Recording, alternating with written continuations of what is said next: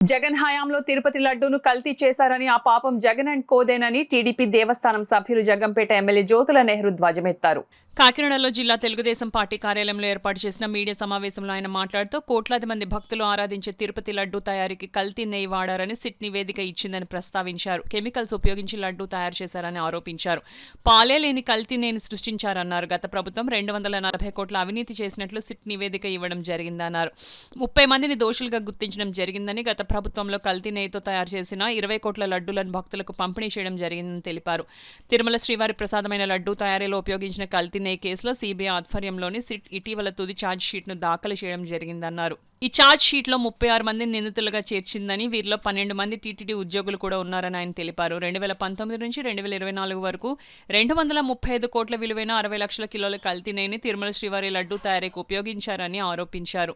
దేవుడికి ఇచ్చే నైవేద్యంలో కూడా జగన్ కల్తీ చేయడం జరిగిందని పేర్కొన్నారు. ఈ మీడియా సమావేశంలో కాకినాడ సిటీ ఎమ్మెల్యే వనమాడి కొండబాబు తదితరులు పాల్గొన్నారు.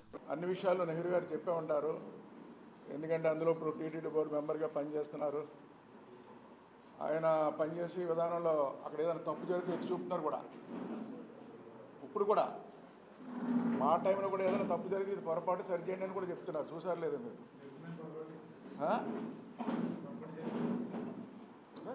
ప్రతిపక్ష పాత్ర కూడా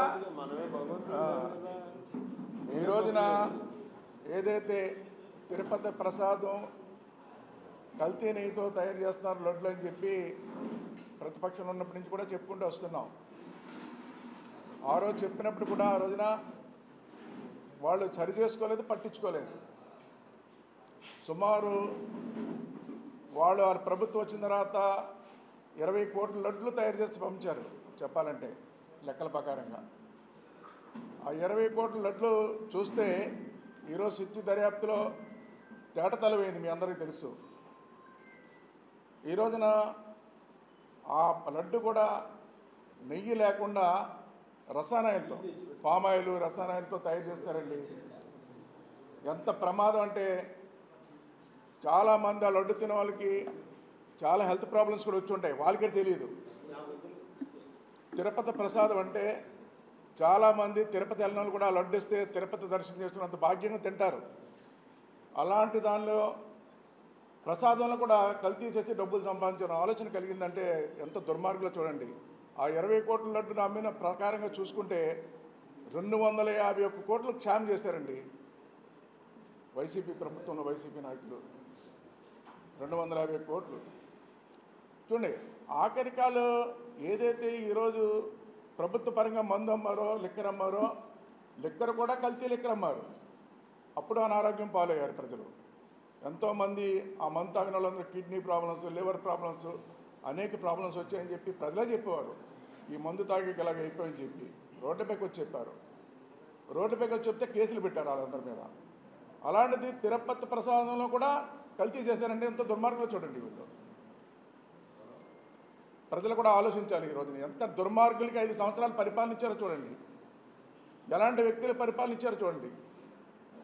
ఈరోజు కూటమి ప్రభుత్వం వచ్చిన తర్వాత పరిపాలన చేస్తూ వాళ్ళు చేసిన తప్పులన్నీ కూడా సరి చేస్తూ అభివృద్ధి పదంలో ముందుకెళ్తుంటే మళ్ళీ ఈ రోజున సంవత్సరాల తర్వాత మళ్ళీ వచ్చి మీ పాదయాత్ర చేస్తానంటాడు ఆయన. ఏం పాదయాత్ర చేస్తారండి మీరు? ఏం పాదయాత్ర చేస్తారు మీరు? ఇన్ని తప్పులు చేసి రాష్ట్రాన్ని అన్ని విధాలా నష్టం చేసి ఎంతో అభివృద్ధి పదంలో ముందుకెళ్ళి రాష్ట్రాన్ని నష్టాల్లో పూర్చేసి ఈ రోజున ఇబ్బందులు అప్పచెప్పారు. ఈ రాష్ట్రాన్ని మీరు వైసీపీ ప్రభుత్వం పరిపాలన చేసి ఇబ్బందులు అప్పచెప్పిన రాష్ట్రాన్ని ఈరోజు ముందు తీసుకెళ్తుంది ఈ ప్రభుత్వం. ఏదైనప్పుడు కూడా రాష్ట్ర ప్రజలు కూడా ఆలోచించాలి. ఈ రోజున నాకైతే అనిపిస్తుంది ఆ ప్రసాదం తిన్న వాళ్ళందరూ కూడా ఏదో ప్రాబ్లమ్స్ వచ్చి ఉంటాయండి, హెల్త్ ప్రాబ్లమ్స్, తెలియని ప్రాబ్లమ్స్ వచ్చి ఉంటాయండి. అంటే ఆఖరికి ప్రాణహాని ఉందని తెలిసినప్పుడు కూడా ప్రసాదం అమ్మారంటే ఎంత దుర్మార్గం చూడండి. పాల్లోంచి నెయ్యి వస్తుందండి, పాలు లేకుండా నెయ్యి తీశారండి. ఎంత దుర్మార్గం చూడండి. రసాయనాలతో నెయ్యి తయారు చేసి ప్రసాదంలో కలిపి అమ్మాలన్న ఆలోచన వచ్చిందంటే ఎంత దుర్మార్గులు ఆలోచించండి ఈ రోజున. ఎంత ప్రమాదకరమైనటువంటి ఈ నెయ్యి అనే పదానికి డబ్బులు 240 కోట్లు వాళ్ళ సిట్టు ప్రకారం లెక్కేసుకుంటే వీళ్ళ కక్కుర్తి 240 కోట్లు. 1,00,000 కోట్లు సంపాదించుకున్న వ్యక్తికి ఈ 240 కోట్లు పెద్ద ఇది కాదు, కక్కుతు పడక్కర్లా. ఆయన ఒకప్పుడు నాతో అన్నాడు, నేను ఎంత సంపాదించాలో అంతా సంపాదించుకున్నాను, ఫుల్ ఫ్లెడ్జ్డ్గా ఉన్నాను, రేపు భవిష్యత్తులో మనకు అధికారం వచ్చినా మనం ఏమి కక్కుతు పడాల్సినటువంటి అవసరం లేదు, నిజాయితీగా పాలన అందిద్దాం ప్రజలకి. ఆ రోజు నిజం అనుకున్నాం. కర్మ ఇవాళ చూస్తే 240 కోట్లతోటి ఇటు హిందువుల యొక్క నమ్మకాన్ని ధ్వంసం చేశాడు, ఆరోగ్యాన్ని పాడు చేశాడు. తిరిగి మళ్ళీ ఇవాళ చెప్తాడు.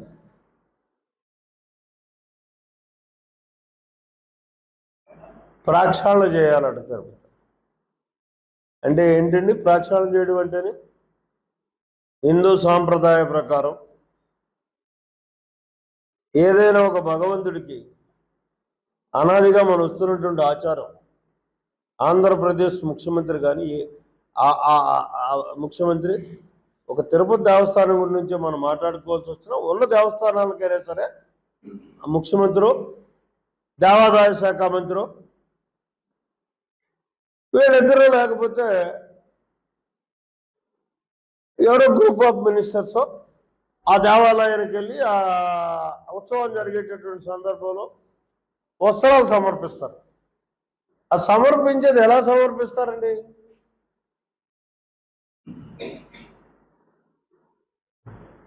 ఈయన పుణ్యవంతుడే కదా, భార్య ఉంది, భార్యతో సమర్పిస్తాం వెళ్ళి వస్త్రాలు సమర్పించడం అన్నది ఆనవాయితీగా వస్తున్నటువంటి పరిస్థితి. 5 సార్లు ఈయన వస్త్రాలు సమర్పించడానికి వెళ్ళి భార్య లేకుండా వెళ్ళాడు. ఏమనుకోవాలి మనం? ఇది హిందూ సాంప్రదాయమా?